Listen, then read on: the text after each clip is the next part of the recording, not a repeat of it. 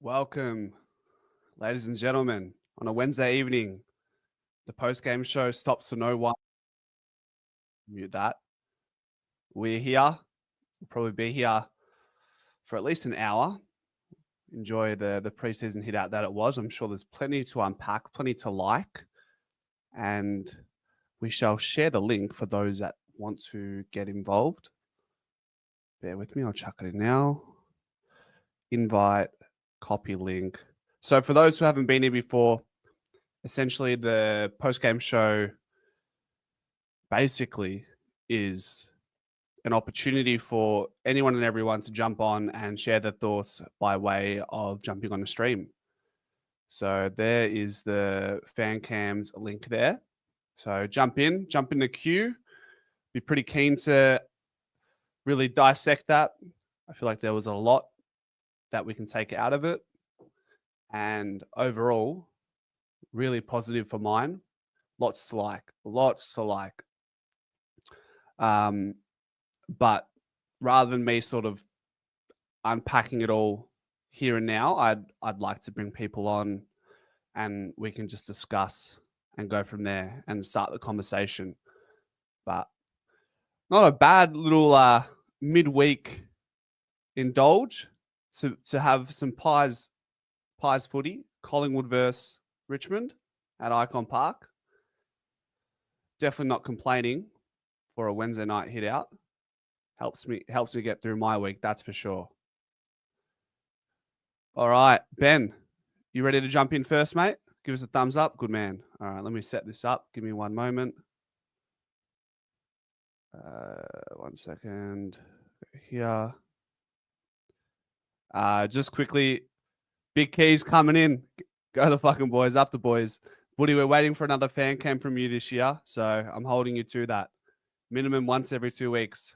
Ben, welcome, mate. Welcome to the club. So just so you know, for those who are wondering what that goal is up top, I based it's a new feature. I wanted to try it out. So the goal is 5 super chats, whatever donation that may be. For every super chat that you guys put in, there will be an extension of this show by an extra 5 minutes. So no sleep for the wicked over here. All right, Ben, let's do it, mate. Let's do it. Hold on. How you going, Ben?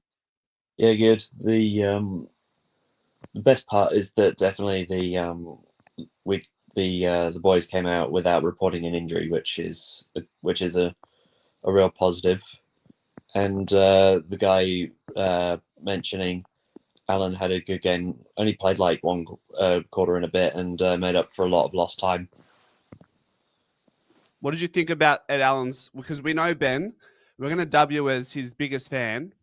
You're his little fanboy. So tell me, Ben, what did you think of Ed Allen's game? Let's unpack it. Well, I didn't watch it because, as I mentioned with KO, that's right. But yeah, I was watching it on Pommy's live stream, and he what does Pommy think? Yeah, he did seem quite stimulated. I hope he wasn't too stimulated. We don't want him to get too excited, old mate Pom. He's a Blues fan, isn't he? A good man. Obviously not like Randy Marsh with the spooky ghost. You know, it's one thing's for certain, Ben. If there's one thing for certain in this life, is death, taxes, and Pommy becoming a Pies fan by the end of this season. So I'm putting my money on that one. That's for sure. But on Ed Allen, Ben, from what I saw, what he's certainly capable of is he has the ability to find the ball. And I think we can all agree that Ed Allen, once he hits his peak and he's ready to go, he will be an inside midfielder. I don't think he has the cleanliness to play off a wing. When you look at someone like Patrick Lipinski today, who plays off the wing, Jack Crisp, they're a little bit more polished.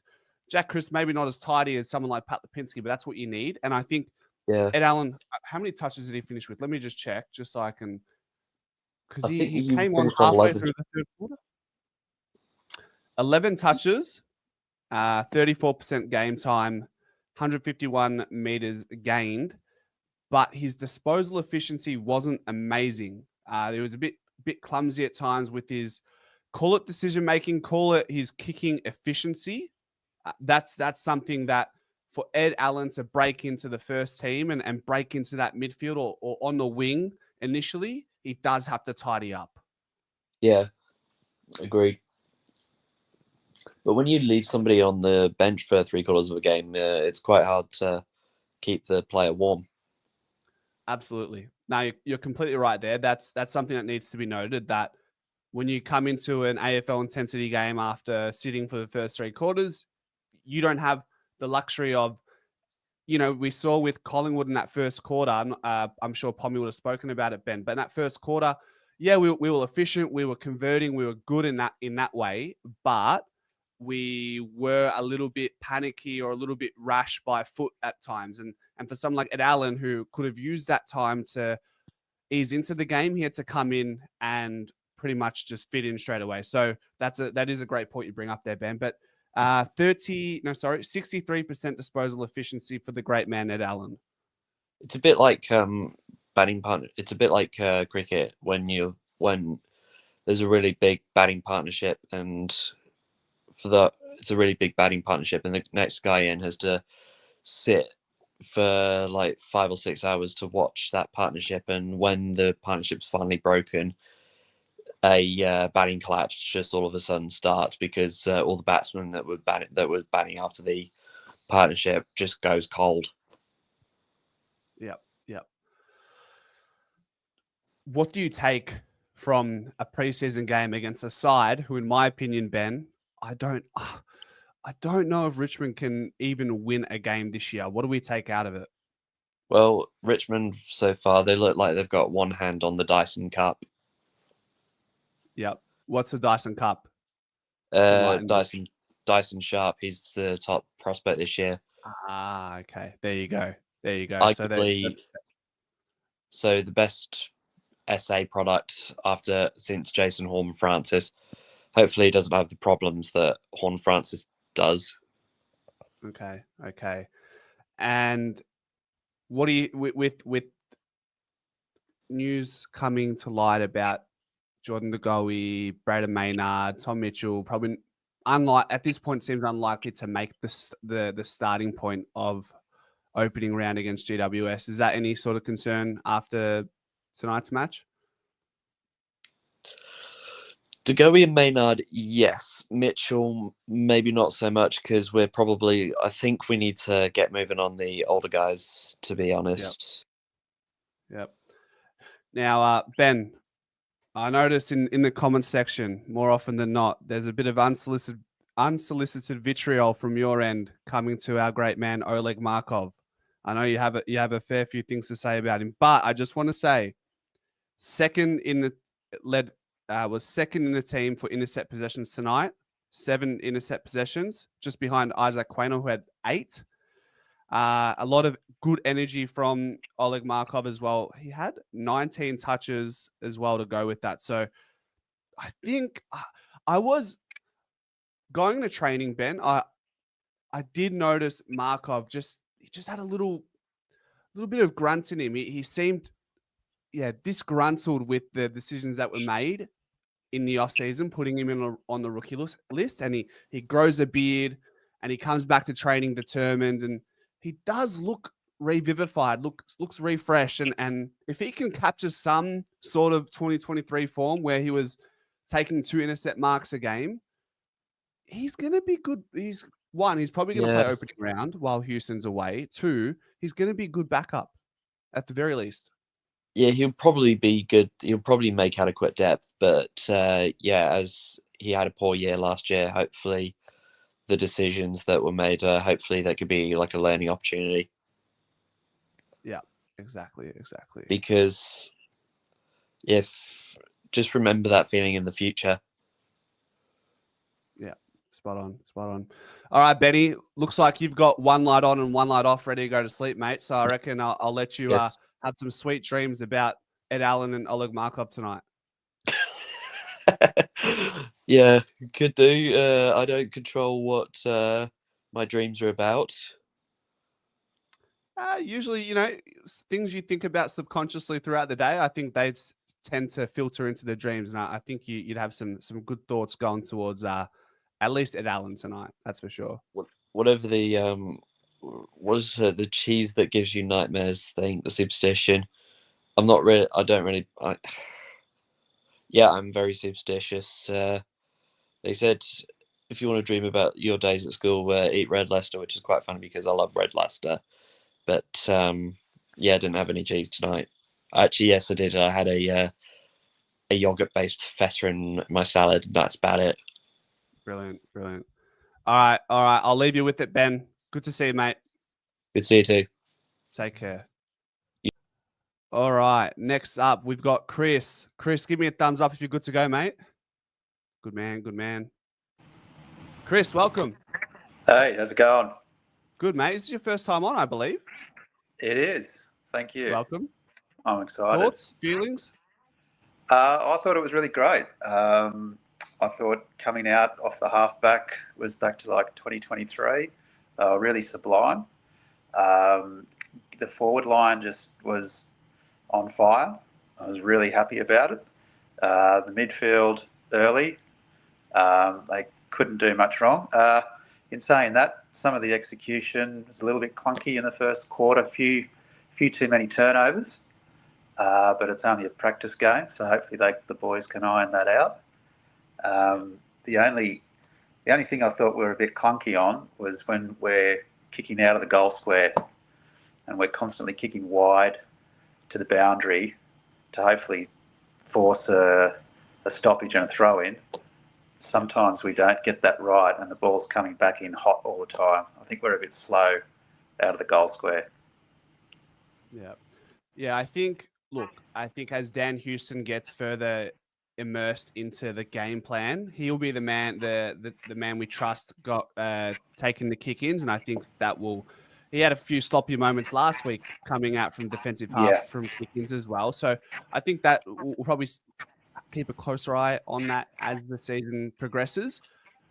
Yeah. The other thing that I noticed throughout preseason, and I want to get your thoughts as well, is I noticed there was an emphasis on looking to or being more willing and more prepared to go long down the line, particularly from, say, just outside our D50 to the wing. And I feel like with McStay, Membry, Myercheck, I feel like we're definitely better suited towards that if needed, which is important to add that string to the bow as well. Yeah, I think that has always been in Collingwood's DNA to do that long kick sort of down the line, and with the addition of Membry, and I tell you what, I thought McStay had a really great game tonight. He had sort of one of those games that we've been waiting for, to see him take consistent marks, getting clean runs at it, and I thought his ruck work when he was giving Cameron a rest, I thought it was really great work. Yeah, certainly. I mean, when was the last time we saw 3 players kick 4 goals in one match? Myercheck, Membry, and Bobby Hill. McStay with 2, did some good work in the ruck. We looked complete. Yeah, we didn't look so reliant on Myercheck to do a lot of the grunt work. It was shared everywhere, and I don't think Elliott kicked a goal until the third quarter, and he, and then all of a sudden he starts bobbing up, taking more marks, and he starts chipping in as well. So the forward line really looked good. Really excited about that. And one other point that you were talking to with the last guy, Benny. I thought Oleg Markov was back to that 2023 form where he had some mongrel about him and just, hungry for the ball. Yep. Which is need good because it just adds that depth down there. Exactly. I've been preaching to the choir all off season that these players who are fringe to the AFL right now are going to be critical for our VFL development as well. And Oleg Markov is in that bracket. So for him to be knocking at the door at AFL level and also passing down some wisdom to the VFL lads is going to be crucial this year. Yeah, and also look who didn't play tonight. Yeah, Joey, Mitchell. There was a bunch. There really was a bunch. Yeah. So it's going to be we sort of bat fairly deep, I feel. Yep. Do you you've lived long enough, and if I can remember, I'm sure you probably remember it, Chris. But I'm going early on this, and it's a practice match, but I just felt like at times throughout that game, I just felt this energy within me that we felt like we were winning games like it was 2011, where we had like 130% percentage to win. It just felt like that. I know Richmond, terrible team practice match, but how often do we ever smash teams and in that fashion as well? Yeah, it's been far too long since we have totally put teams away ruthlessly, even though it is only a practice match. But yeah, when you this reminded me sort of that team back in 09, 10, 11, where you just had enough class all over the ground to ensure that you could put pressure on, get turnovers, capitalise, kick goals, and just be a really dominating force out there. And even though it's only a practice match, can't get too excited, but looking forward to opening round. How do you think we go against the GWS side who just got close to the final day last season? Yeah, I think we always have great games against them. I mean, last year's opening round, I was there being a Sydney boy. It was very hard to watch. But we always have very good games. After watching that, I feel a lot more confident. And if we execute the way that we should and execute a bit better, particularly in that opening quarter or first half, if we can execute a bit better, I think we'll be very hard to stop. So I'm really looking forward to it. I just hope the boys turn up like they did tonight. Yeah. Chris, I'm curious, as you say you're a Sydney boy, where does the connection to Collingwood come from? So I was born in Canberra. So the first sport I played was AFL, and I played for West Canberra Junior Football Club, which are Collingwood colours. Uh-huh. So, and that was like back in the late 70s, early 80s. So then you'd play your football game, then you'd come home, and there was only one TV station in Canberra, and they'd play the Melbourne or the VFL game at like 1 o'clock. So then you just end up, more often than not, it was Collingwood getting played. So, just straight away, you just fell in love with Collingwood. Me and my eldest brother, we're the only two that go for Collingwood, and all the rest go for Geelong. Ooh, dearie. So there'd be a strong body of people in Canberra that wouldn't be supporting GWS or Sydney, because in that time where there was no team occupied in Canberra?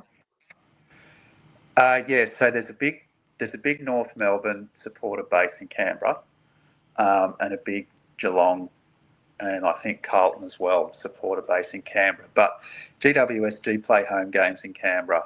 You see on the back of their jersey it says Manuka, which is the football ground in Canberra. Yeah.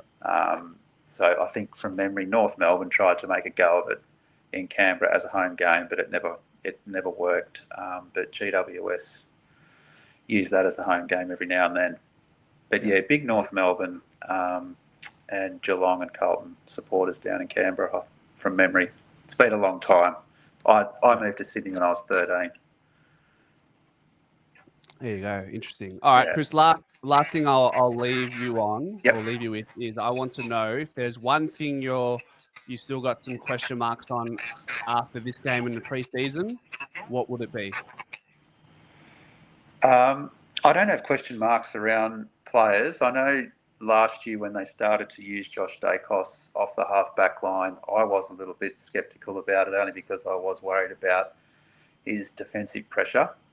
But he seems to have answered my criticisms. I think that is a really great move. I think the big thing for me is turnover, and that comes down to execution.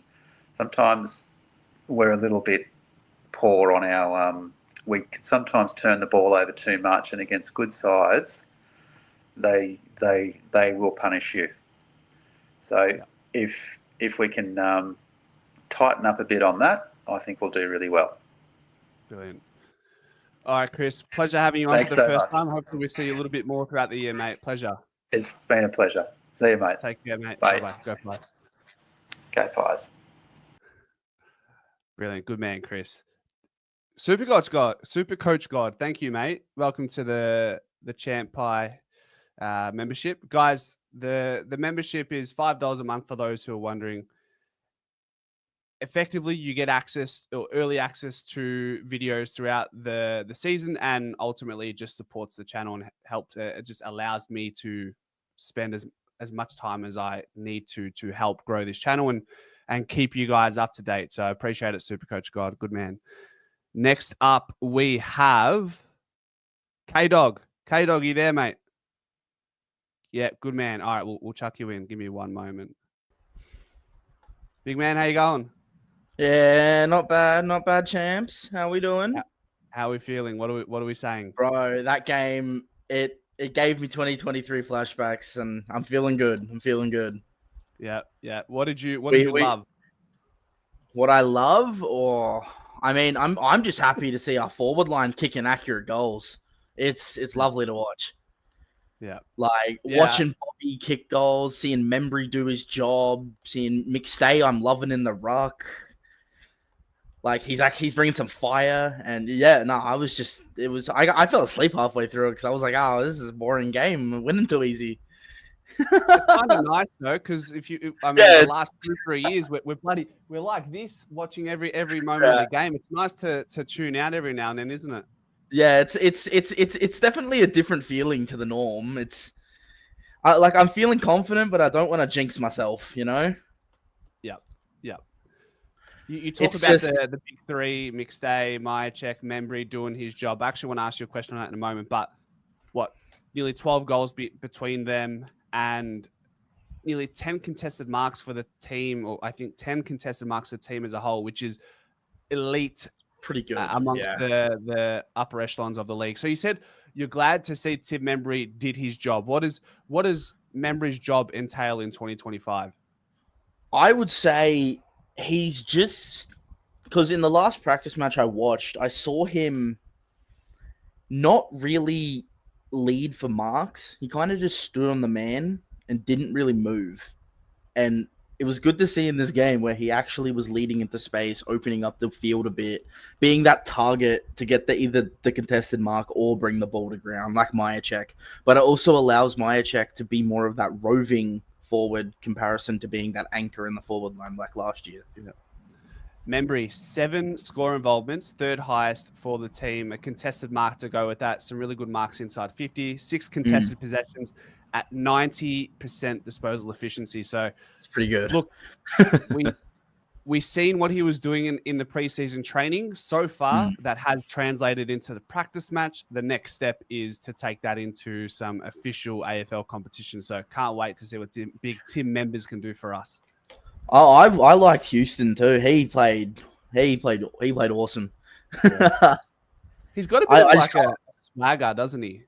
Yeah, he's a bit cheeky. He's a bit cheeky. Like that goal he kicked where he had it passed off to him, he just kicks it straight from the 50. I was like, you cheeky bastard. That's the man. That's the man. All right, I wouldn't be surprised if he kicks, close to 10 of those type of goals. 10. Yeah, exactly. Yeah, I wouldn't be surprised. But I can't believe we're still missing Maynard and DeGoey in that team. That's crazy to me. Yeah, Maynard, DeGoey, Tom Mitchell are the ones that come to mind. And then Mason Cox, who compete, but is important as well, of course. I've got a hot take. I think I prefer McStay than Coxie in the ruck. Unironically, I think I prefer it. I think that's where it's trending. My only thing now is, for that to be facilitated, we need DC to up his ruck attendance or percentage from 75%. Yeah, 85, 90. 85 is usually where Max Gawn, Sherry, these type of ruckmen stand. That way you can have McStay in for 15% of those centre bounces and you don't lose a lot in that because DC is still taking the bulk load of those ruck contests. Yeah. See, I was a bit worried us losing John Noble across the back line last year. But the pickup from Perryman in Houston, they fill that void and they do it better. Honestly, Yeah. They don't fumble the ball as much. Nowhere near. Yeah. 100%. Yeah. I mean, players here. there's just not much else to say, really. It was just a good game. I haven't seen a flogging like that. Anyone had a bad game? Had a bad game? Oh, I mean, there was a few fumbles. a few real bad fumbles. I was like, how are you dropping that? I think Jamie Elliott had a few of them where he's just dropping the ball when he doesn't have any pressure on him. Or maybe it was Jamie Elliott. It'll come good when it matters. Might have been someone else. Might have been someone else I'm thinking of. I don't know. There was just a few like real bad just fumbles.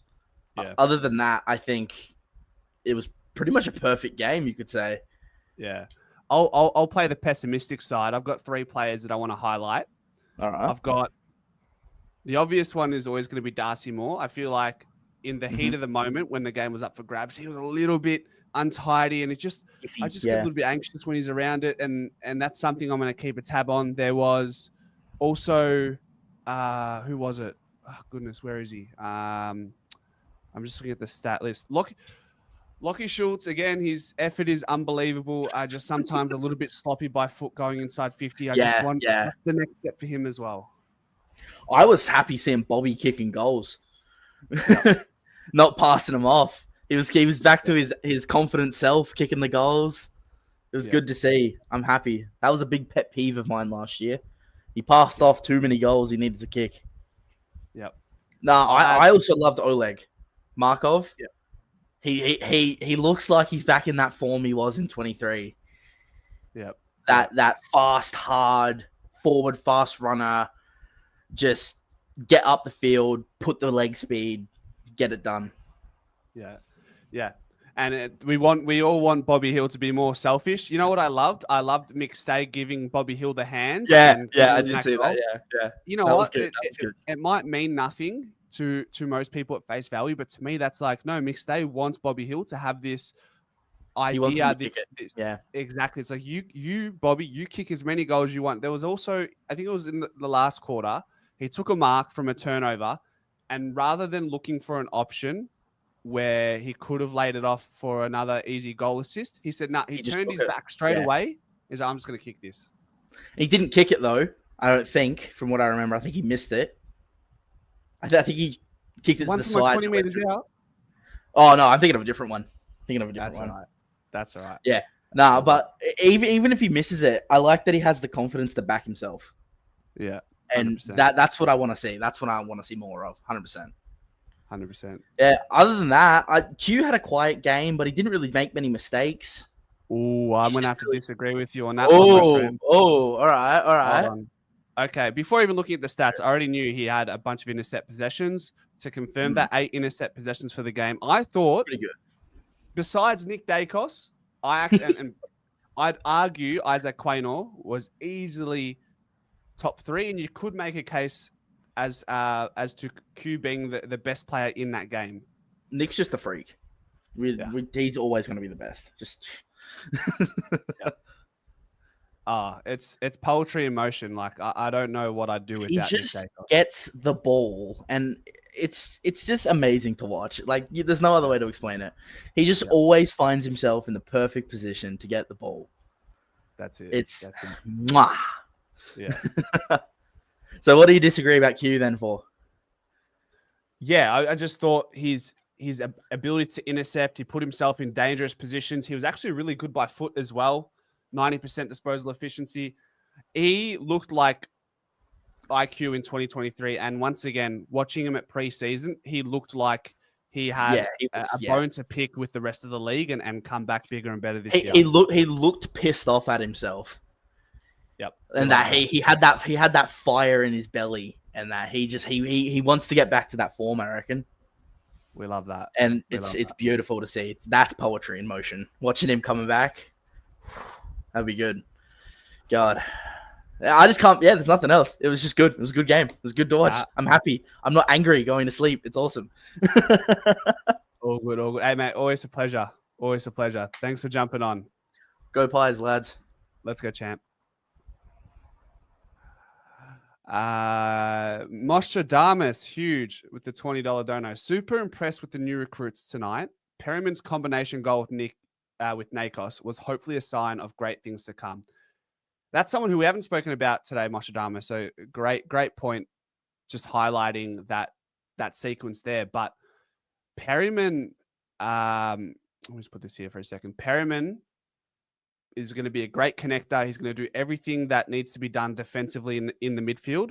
And if he is able to add a goal here and there to his bulk of defensive work in the midfield, I think we're gonna get overs for what we got with Harry Perryman. What do you have? 20 touches, 10 kicks, 10 handballs, 4 clearances, 10 tackles. Wow. 10 tackles. So, and it's unprecedented with what we're seeing with Perryman. Like, we haven't seen it at GWS. He played a little bit of midfield time in 2021 for GWS, but we're going to see an evolved and untouched Harry Perryman this year because he's got the keys to the engine room as that defensive anchor in the midfield. Once again, Mostradamus, thank you so much for the donation. I appreciate it, man. Welcome to the post-game show. Let's catch up. Any more comments here? I thought Bo, a little run through in the middle and third, looked all right, says Champs. Yeah, he looked good. I think Champs, we've spoken about it many times before. He's just a little bit sloppy by foot still. So, yeah, him, Darcy Moore, and Lockie Schultz. If I'm being hypercritical, I think that's something we can look to improve on from an individual standpoint. But Supercoach God, good man, are you good to go? Give us a thumbs up. Beautiful. Mate, love the green screen. Love the green screen. Yeah. I love it. No, How I you love going? it too, mate. Brings back memories. 100%. How you feeling? Good. I thought really positive signs. Obviously, as you said in the last chat, quite fumbly, but you know what can you do? It's their first real hit out. I don't really count the last one. It's their first four quarter performance. So no, good signs. Yeah. I was saying earlier, it's just nice to be able to zone in and out of the game sometimes because you're so comfortably ahead on the scoreboard and the way the game was trending after probably halfway through the second quarter. Did you feel that way as well?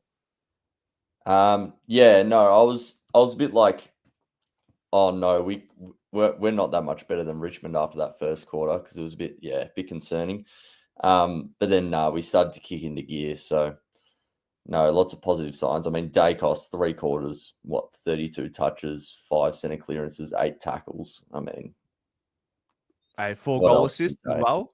Jesus. Oh yeah, I mean, seriously, that little handball he gave to Perryman as well to get him settled into the team. I mean, yeah, I know it's stuff like that. Same with Bobby giving that handball to Dan Houston as well.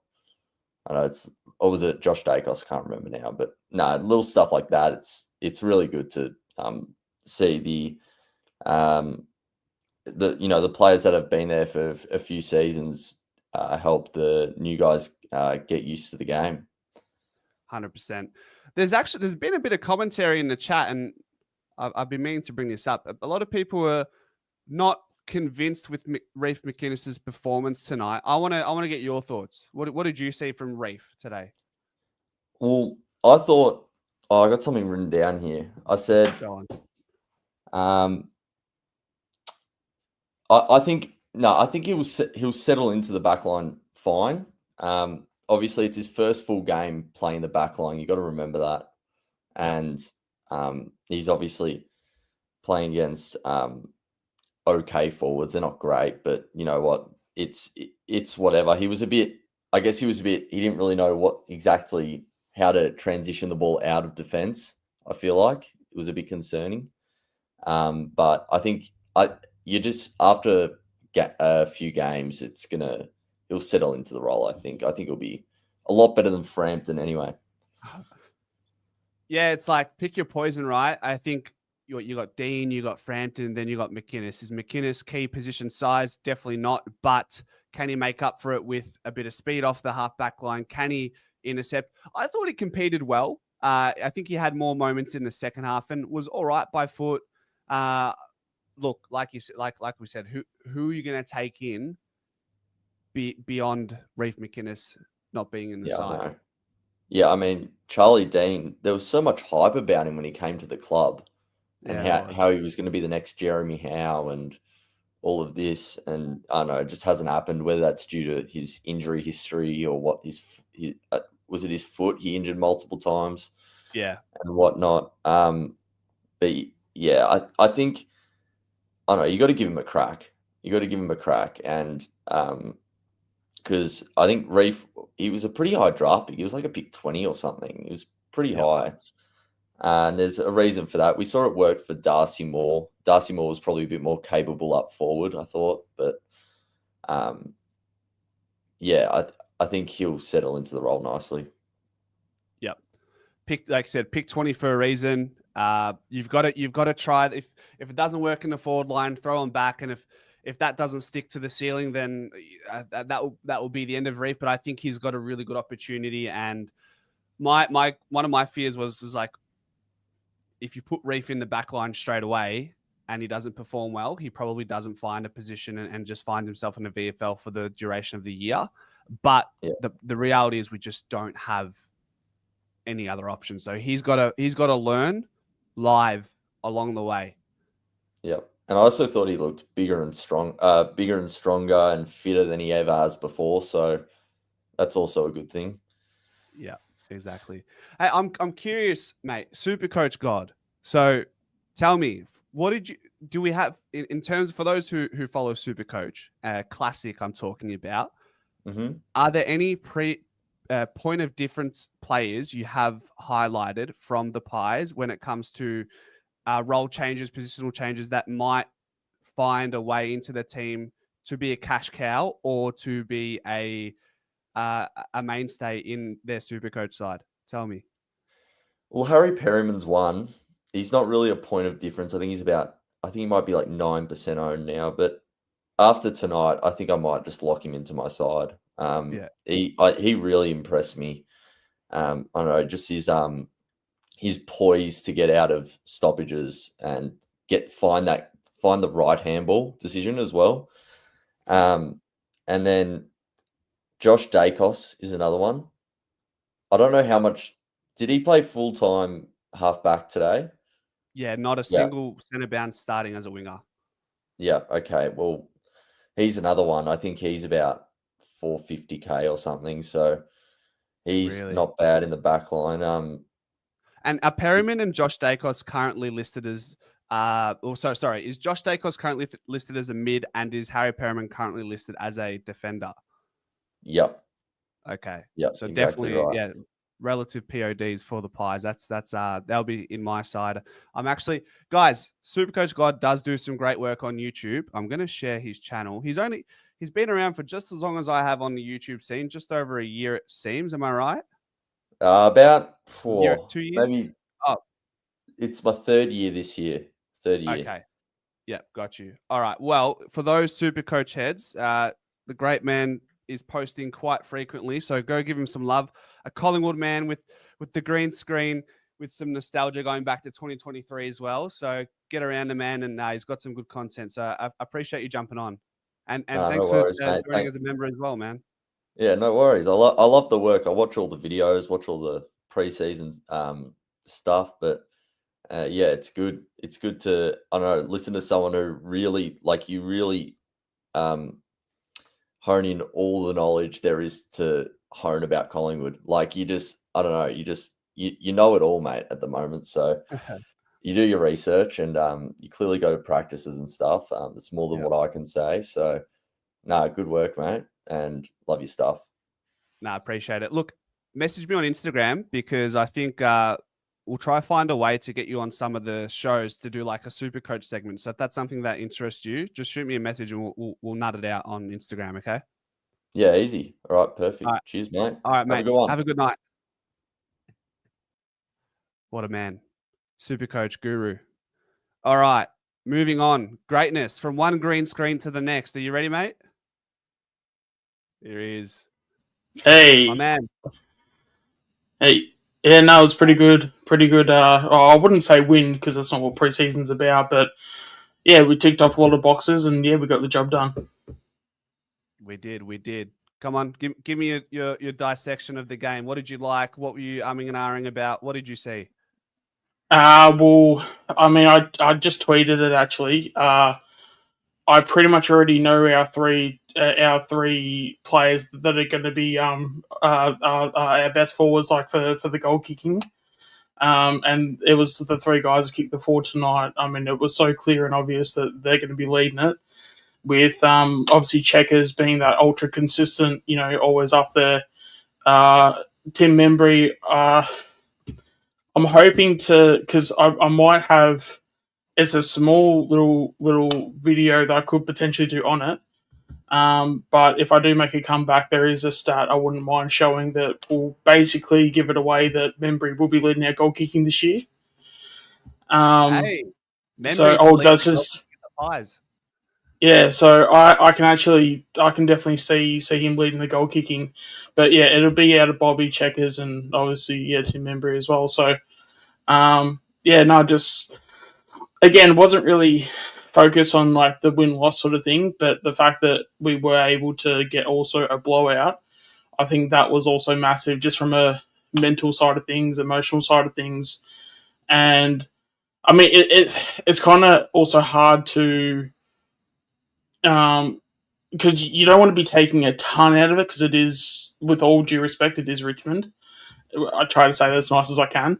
But a lot of the things that we sort of did, you do sort of question if we get a team, say, in the top six, because obviously, say, in the past, like last season, we would, say, be up by 40, and then we would, we would sort of have a momentum go against us. And then we end up only winning the game by, say, 2 goals or less. So I'm sort of in the boat of if it wasn't Richmond and it was another team, do we sort of hold on the same way that we did against Richmond? So that's probably my probably biggest question out of it. I will say this, talking about the people that are leading the goal kicking, I know for a fact now McStay is not going to lead it.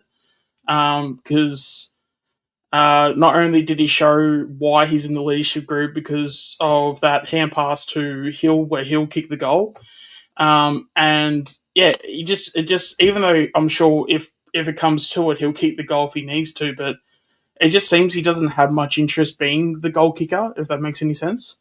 Yeah. And which is fine as long as we kick the goal. Like, who cares, But yeah, I think that's also. Yeah, and then on top of it too, because you also have McStay doing the second ruck as well too, and he's got plenty of roles. Even though like a Checkers gets up the ground, Membry's also mentioned he loves to do the same thing as well, and he likes to tire out his opponents. So in the second half, that's where he likes to kick his goals. And yeah, without sort of going into the fact that it was like it was like a win or whatever, because again, it's not about wins and losses, but I think from a mental note, emotional note, that I thought it was great the fact that we walked away. I can't remember the result, but it was over 80 points. But the fact that we, because if we'd won it and it was like under 30, like I'd actually be pretty concerned going in, because it's like, oh, okay, we're back in that mentality of being okay with the close losses, or being okay with once we get to a certain lead, we sort of get way too defensive, and that's when actually teams kick goals on us. So the fact that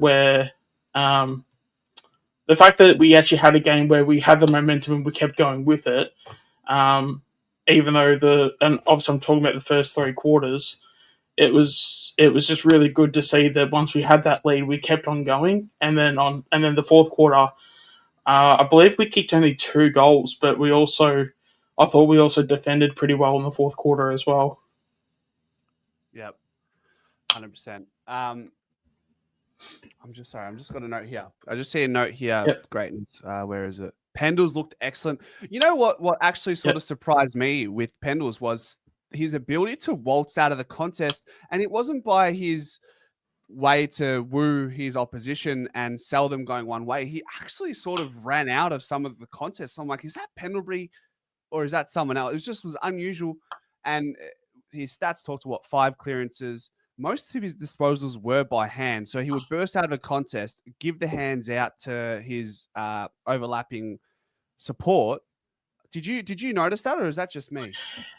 Yeah, I actually did, but like I think I would even say I still don't think that he's I don't think it was speed. I think it's the easiest way to describe it was it's just the way he runs. It's just pure efficiency. Like he just doesn't waste any body movement, and if you can have all the body parts to run and all that stuff, but if you're not using them to the best of their abilities, then, if you don't have, say, the running technique or whatever, you're not going to get the best out of yourself. And I feel like with Pennebury, like, yes, he might, he's definitely like slow now to what he used to be. But it's just, he doesn't kill you with speed, he kills you with efficiency, which is, I think, I'm sure we've seen it in the AFL before, but it's just the way that he's doing it. I don't think we've seen, if we have seen, I don't think we've seen it too often, to be honest. No, definitely not. How's my mic, by the way? Do I sound okay? Do I sound clear? Yeah, no, you're coming fine through from my end. So all right, all good, cool, awesome. You said Membry leading goal kicker. How many goals does he need to be in that consideration this year? So I haven't gone through the stat specifically, like because I want to do a video on it. But yeah, I can see him kicking 50. Yeah, okay. I reckon he'll. There's a stat where he'll kick at least 40, but then that's also missing. But that's also taking into account that's missing a few games as well. So I'm trying to figure out what he's going to do with the other games that I'm thinking about, which is, I don't know, a little bit of a tease where it could go. All right, we'll be looking forward to it, and definitely share it to me in Discord. Just DM it to me personally, and then I'll be happy to share it across the group. Yeah, absolutely. All right, pleasure, mate. Always actually, there is one thing I do want to mention as well. With like Reef as well too. We do also have to understand that it is a bit of it is a practice match at the end of the day, and I think one of the things, because I know this happened similar to Frampton last year. I think it was last year where Frampton was struggling last year as well too. The structure in terms of how players like play, if they don't have the because like when it comes to round 0 and we play the Giants, our full structure is going to be around them. So the fact that we didn't have Maynard, personally, I thought Howe was a bit off tonight, especially early on. When you have someone like Reef, who's sort of like, in his mind, because it's like early on, he's a bit of a fish out of water, and I think we're not sort of taking into account that.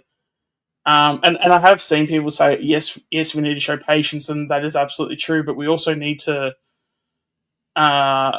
put it into action as well too, because like at the end of the day, like we're not, practice matches shouldn't be taken at face value. Like we can take little snippets here and there, but once we get to round 0, it's also going to be easier for someone like Reed, but it's also going to be harder at the same time.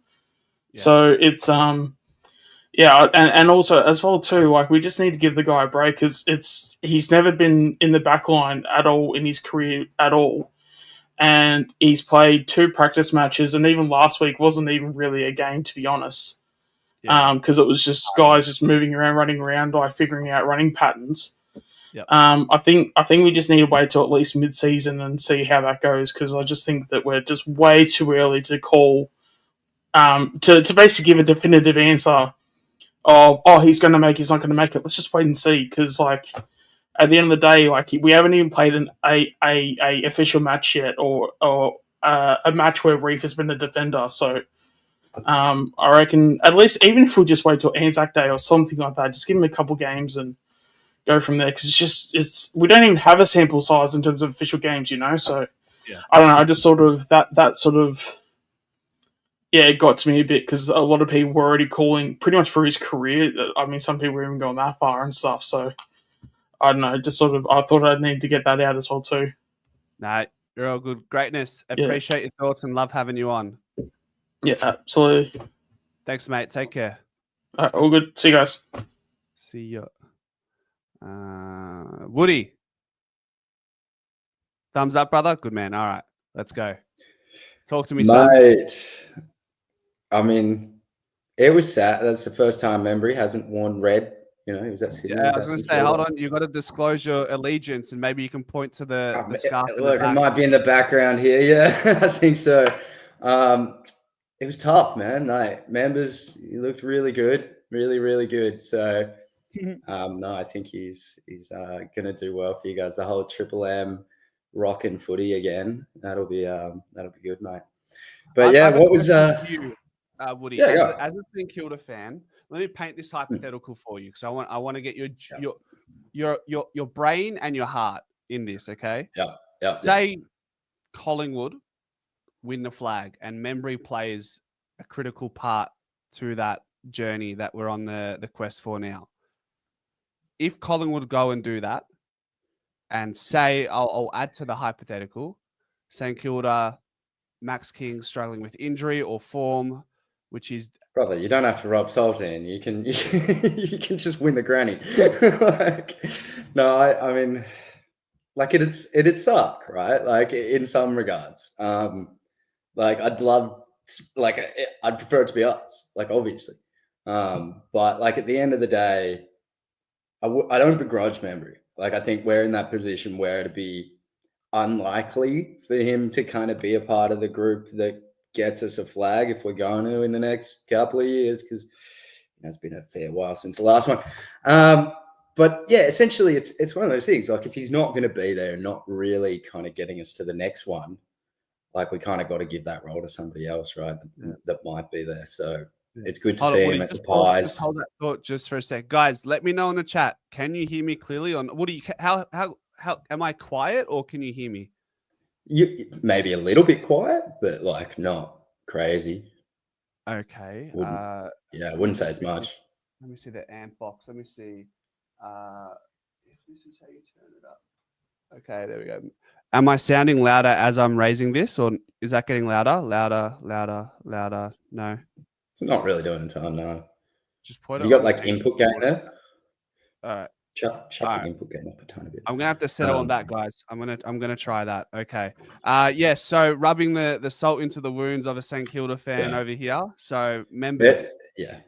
He looked good, and I'm not sure if he hits 55, or what was it 50? That was said before. Yeah, I think he might be a little bit short of that. His best is 44. He's done that for St Kilda twice. So, I mean, even if he gets 45, I think that'd be a pretty dang good year for you guys. So, yeah. Hopefully he gets, ridiculous. Yeah, that's 2 goals a match. That's pretty good. So, or near enough. So, I think 40 would be a good amount, like Michael says.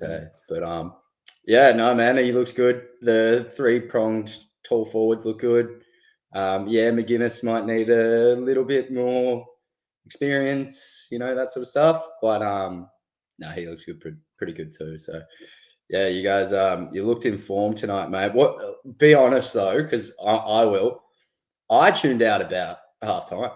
Like you guys had it won. There's no way you just sat there just salivate. Did you salivate the whole time? You enjoyed every sort of moment, that sort of things. I said it very early in the stream, and I'm willing to concede a bit of flack here or cop a bit of flack here. I said today is a practice match against a young side. It felt like, and I was old enough to remember the feeling of being dominant in 2011 in particular, and just knowing you're going to be able to run away with the game and win convincingly is something Collingwood fans have been deprived of since 2011 / 2019. We got a bit of that where we were quite comprehensive. I'm hoping if tonight's anything to go by and we take that into the year, we need some respite, mate, Woody. Our hearts, mate, we're going to need some transplants before the age of 40 after all these cardiac seasons we've had. I think that to other side of the coin, right? Not a Collingwood fan. That's probably one of the benefits we get as a Saints supporter. There's not that many like heart-stopping moments, at least not in the last few years, where my heart might actually stop. So no, it's good to see you guys win big, and I reckon you might win big a couple more times this year. But Yeah, thank you. I'll pretty much let you be, mate. I just wanted to tell you how good Membry looked, and I'm sad that he's gone. So, Nah, you're a good man. You're a good man. I appreciate it. cheers, boys. Enjoy the rest of your year, guys. Thank you. Okay, Woody. See you soon. All right, Kev. My favorite Kev. Kev, how What's are up, mate? Yeah, I'm good. Really good. What a win, mate. Did you go to the game? No, I streamed at home only because I've got work the next day, and it would be difficult to get back within that, about midnight. So, yeah, I thought a four-quarter performance was good. I thought IQ was great. Houston's goal, loved that, and Perriman. I thought that was a great run by Nick Dacos. Give it to Perriman, kick a goal. The accuracy, I haven't seen us kick that accurately. I think maybe 2011 potentially, maybe bits of like 2019 or something, or 2018. But I haven't seen us kick that accurately in a while. So yeah, I'm looking very confident. I celebrated every single goal, and yeah, it just felt great to relax a little bit and not having to be edge on our seats. And yeah, I'm confident throughout the season. I'm confident that we'll beat the Giants next week. Confident. Well, what do you think about our goal kicking accuracy? Because if that's anything to go by, we should be all right for every game.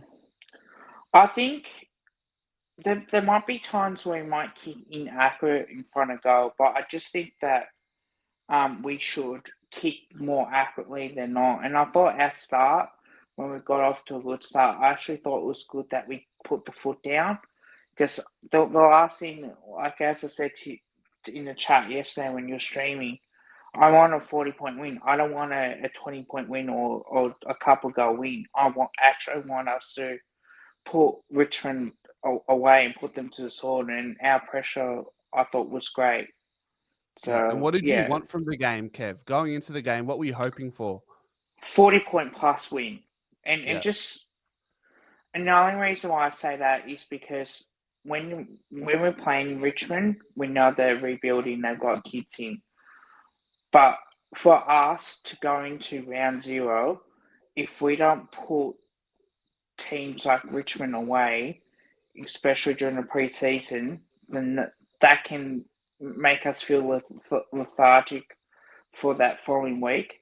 So you rather make a statement and make sure that with the forward line that we had, you make the Giants think, shit, who's going to be our main target? Is it going to be Membry? Is it going to be McStay? Is it going to be Checkers? And it's going to make it difficult, especially with Perriman, because if he plays like he did tonight, it's going to be hard for the Giants to match up and tag anyone in particular. So, no, it's always best to make a statement. I know it's pre-season, but if you make a statement like that going to round 0 and seeing how the Giants go against Carlton on Friday, you want to obviously show them that, hey, we're here, try and stop in our forward line, try and stop in our ball movement, and try and stop out, some of our plays, because if they take Nick Dacos, then it gives us a chance to get Perriman off the chain, Pendlebury off the chain, Crisp off the chain as well. So at the end of the day, I'm very happy with that performance. Yeah. Good stuff. Tomo says, why were Ned Long and Billy Frampton on the lineup but didn't get put on the ground? Billy Frampton was put onto the ground. I just don't think he touched it. No, he wasn't on at all. Okay. And Ned Long? Ned Long wasn't. It was Parker and Allen that were. That's right. So I think what we're trying to do is give Parker and Allen more game time, big game time, to see how they would go. And I did say in my stream that it was actually good that we didn't put them in the way that we did, and we let it go later on, because I want to make sure that against a Giants team that will be ready to go in round 0, if we can put a team like Richmond to the sword, then that way, you can bring them in and they're not under that much pressure as well. So, a very good win. That's it. Nah, very happy, mate. Very happy. Give us a quick prediction for the GWS game. Tell me. I say 15-point win. Yep. What else? I think it will be Play tight. prediction?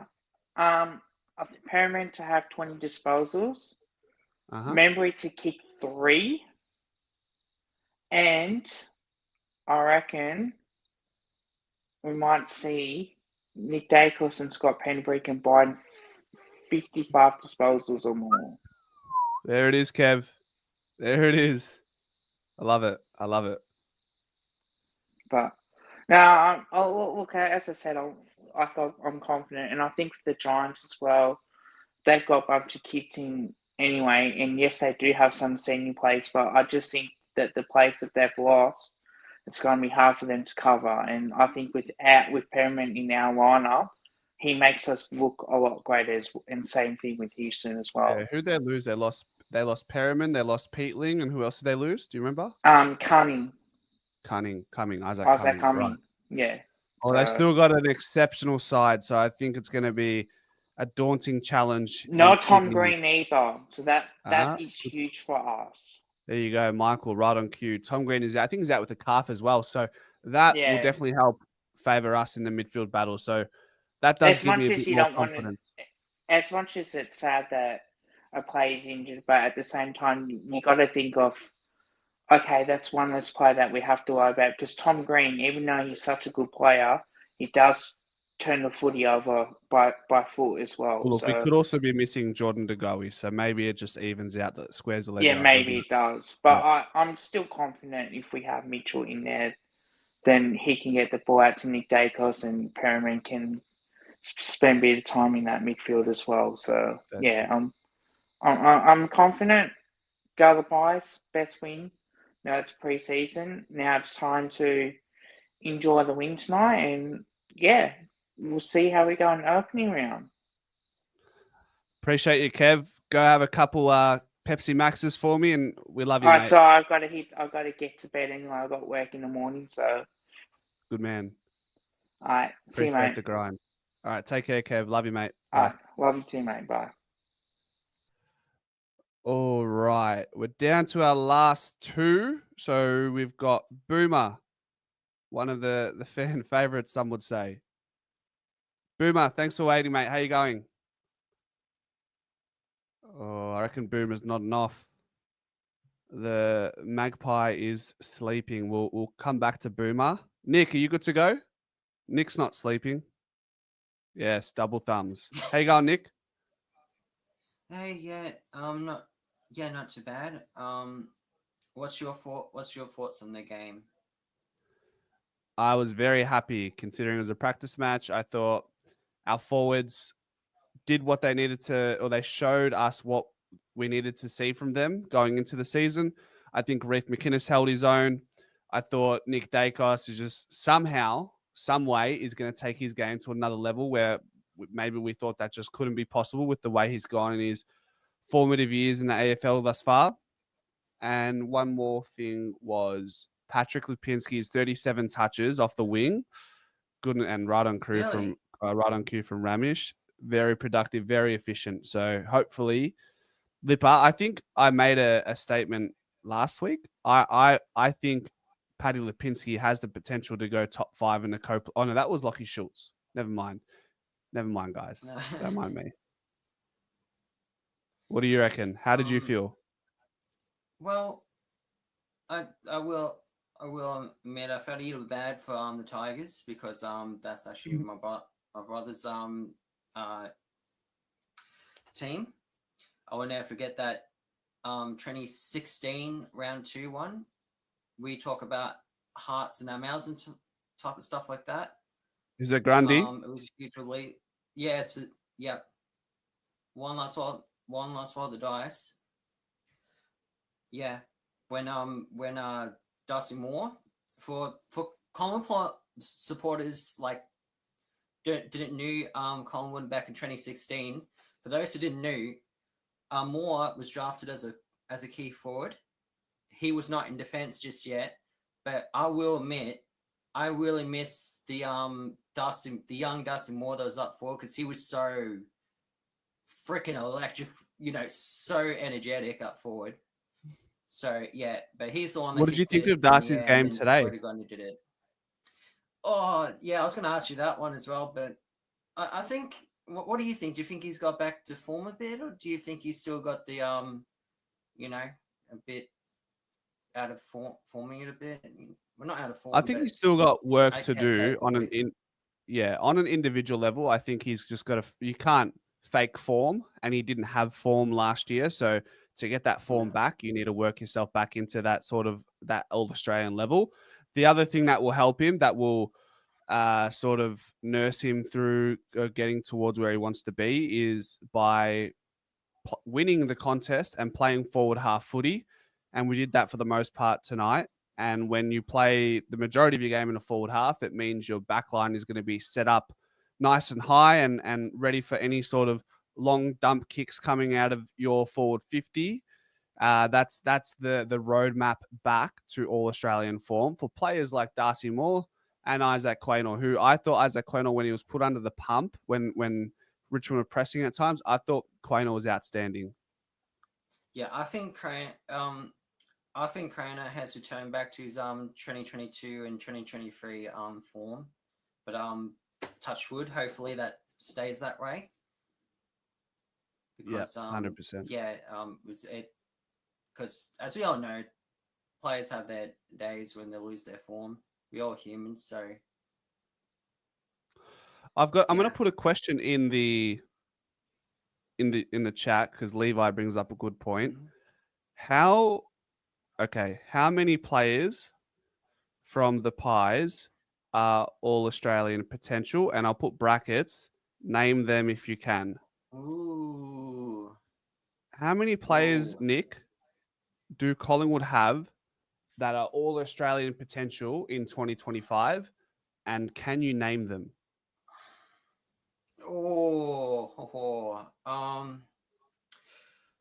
Well, I think as we all I'm going to have to say with Darcy Cameron, because he was good last year. Hopefully he can carry that low back. Okay, sorry, that just sounds so wrong. Hopefully he can carry that form in.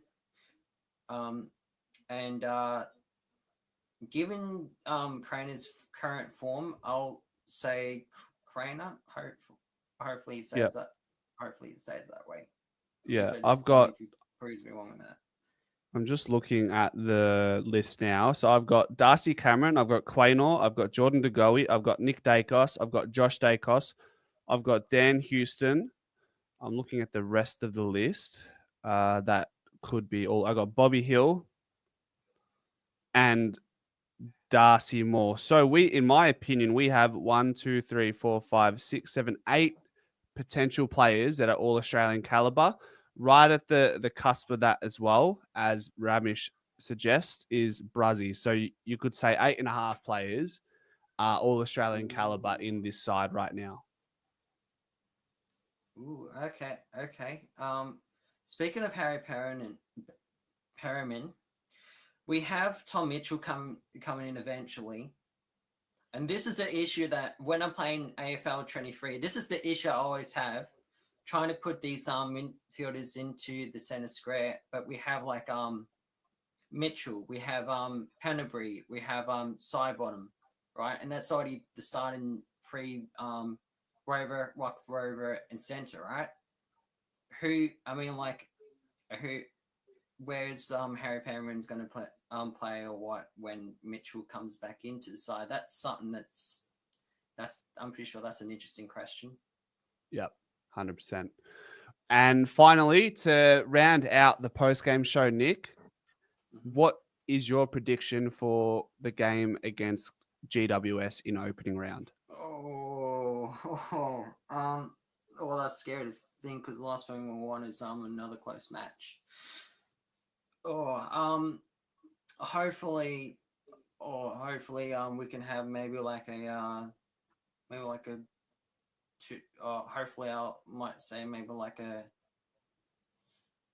13-point win, because GWS is still good, still very good. But hopefully we hopefully we can take them by surprise. And hopefully we just don't end up like what we did last year. Not by surprise, by surprise. Am I right? Yeah, by surprise. I see There what you you go. did there.